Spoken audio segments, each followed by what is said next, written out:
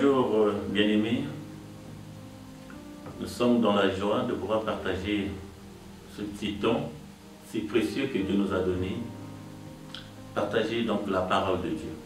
Je suis l'évangéliste Sylvain Charlemagne Bantimba, responsable des églises ASEM, Encycle, Assemblée chrétienne d'évangélisation mondiale. J'ai une forte pensée que le Seigneur a mis en mon cœur de partager avec tous ceux qui me suivent de loin ou de près cette parole dont l'exhortation est titrée « Les plans de Dieu ». Les plans de Dieu. Je voulais donc en commençant lire le texte de Jérémie chapitre 29 au verset 11.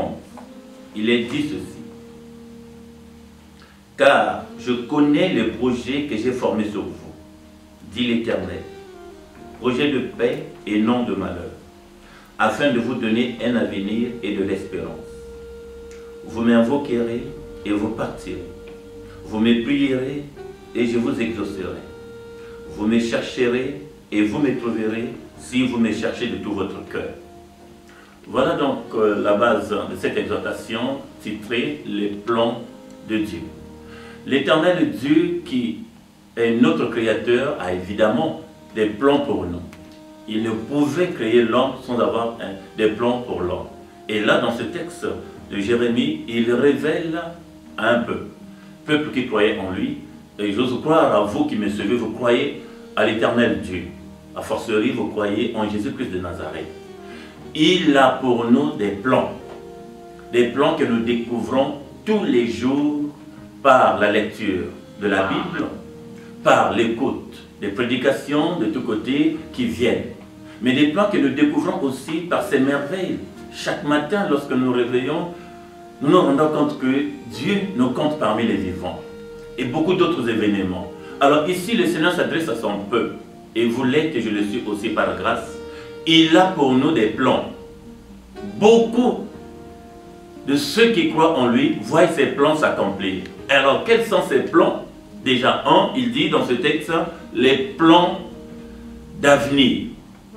Chacun de nous, qu'on le veuille ou pas, nous nous inquiétons, nous nous posons des questions pour notre avenir. Même quand on aurait atteint le succès, on aurait atteint la réalisation des projets, il se présente devant nous toujours un avenir. Un avenir pour celui qui va à l'école, c'est qu'il sera demain. Un avenir pour celui qui a eu le diplôme, qui doit travailler, maintenant qu'il décroche un bon poste de travail. Un avenir de comment il doit entrer dans la vie conjugale. Un avenir pour celui qui doit voyager et quand il arrive à destination, comment s'organiser. Un avenir. Dans ces plans que Dieu nous présente, il y a des plans d'ordre terrestre, oui, parce que Dieu veut notre avenir, Dieu veut notre paix, Dieu veut notre succès. Mais il y a aussi le plan d'avenir céleste. Nous avons été créés par le Seigneur. Nous venons de lui. Eh bien, il veut que nous ayons une pensée pour ce qui se passe dans les lieux célestes. Raison pour laquelle Jésus-Christ, dans la plupart des cas, va prêcher parlant du royaume. Il dit, mon royaume n'est pas de ce monde. Le royaume, allez prêcher le royaume. Quel est ce royaume? Serait-ce le royaume terrestre? Non. C'est le royaume céleste, d'où nous venons. Ce royaume-là doit avoir lieu. Ce royaume-là, nous devons y entrer. Mais comment? C'est par Jésus-Christ de Nazareth. Donc, en parlant du plan divin, je me fixe beaucoup plus du retour de Jésus qui est imminent. Il est dans le plan de Dieu que Jésus revient chercher son Église. Il dit lui-même dans Jean chapitre 14, verset 1 jusqu'à 6, disant que ne vous inquiétez pas, je m'en vais vous préparer des places et je reviendrai vous chercher. Parce que lui nous a précédés. Donc c'est déjà un plan qu'il est en train de présenter à l'Église, aux enfants de Dieu. Afin que, lorsque je vous aurai cherché, vous soyez avec moi là-haut. Donc il s'agit d'un plan divin, un plan céleste. Alors, quoi que nous fassions, quoi que nous recevons de Dieu des grâces sur la terre, n'oublions pas que dans ces plans, dans le panier de plans que Dieu a pour nous, il voudrait que nous soyons à ses côtés, les places que Jésus va nous réserver, nous puissions les occuper, être en face de Dieu très haut, témoigner sa gloire, vivre ses merveilles, sa lumière nous illuminer. Tel est le plan du Seigneur pour nous. Cependant, étant encore sur la terre, Dieu ne nous fait pas au bas, il nous donne une des promesses dont il déclare « Vous serrez la tête et non la queue ». Là, c'est une partie qu'on aborderait un autre jour, Dieu voulant, mais pour cet instant que nous sommes en train de partager, je suis focalisé sur ce texte où le Seigneur rassure son peuple qui était inquiet. Peut-être que tu es inquiet, toi qui me suis, peut-être que tu te poses des questions. Le Seigneur est en train de dire « J'ai pour vous ». Il ne peut pas mentir. S'il y a des choses que Dieu ne peut pas faire, c'est de mentir. Il dit « J'ai pour vous le projet de paix ». La paix, la vraie paix. La paix de l'âme, la paix de l'esprit, la paix du cœur, la paix intérieure, c'est Jésus qui entend. En acceptant Jésus comme Seigneur et Sauveur, la probabilité d'avoir cette paix qui rassure et qui peut nous accompagner tous les jours, c'est dans les promesses mêmes. Il dit, j'ai pour vous la paix, j'ai pour vous le bonheur. Waouh! Dieu ne parlait pas là pour mentir, il ne parlait pas là pour flatter un peuple, non.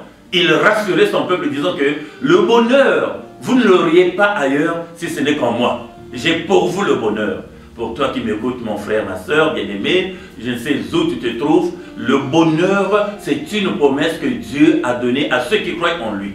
Et si donc tu acceptes Jésus, la condition sine qua non, c'est Jésus. Si Jésus vient en toi, il te donnera le bonheur. Il te rendra heureux. C'est dans ce bonheur-là, il y a l'équilibre de la vie. Dans ce bonheur-là, tu retrouveras, mon ami, le sens de la vie. Dans ce bonheur-là, avant, le Seigneur t'accompagnera tous les jours. Il dit, je donnerai le bonheur. Je donnerai le bonheur. Et il est évident que Dieu nous a créés. Il ne nous a pas créés au hasard. Il ne nous a pas créés comme un fait d'accident.